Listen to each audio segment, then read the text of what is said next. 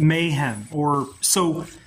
Creffins is meant to sound like griffins because they are sort of like a mythical creature, but not entirely. They do exist, right? I mean, I didn't create BME Pain Olympics, but that was a real thing. And so it's creffins in reference to the mythical bird-like creature, right? And creffin has a sound of, bird or whatever, because of because it comes from griffin, right? Creffins is a group, they call themselves creffins for having done this to themselves, right? Let's see, what else is there? So,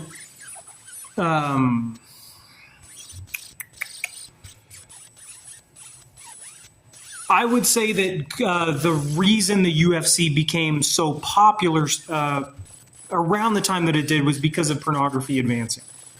Because it was a bunch of angry men who had to be harnessed in some way, and they used it to, how do you say, deal with the excess of angry men that something like big dick, deep throat pornography caused. So people would say that pornography in cage fighting is the snake that eats its tail, meaning that that system, as you see with OnlyFans, they found each other in the end, right?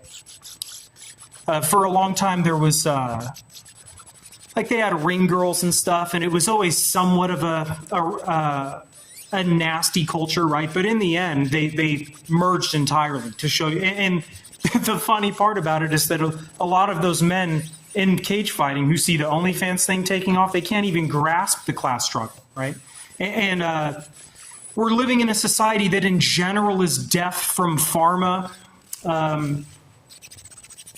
and pornography, and technology, right? With how all the women put AirPods in their ears to be deaf to the men, right? And I want to log this one more time, or say this one more time.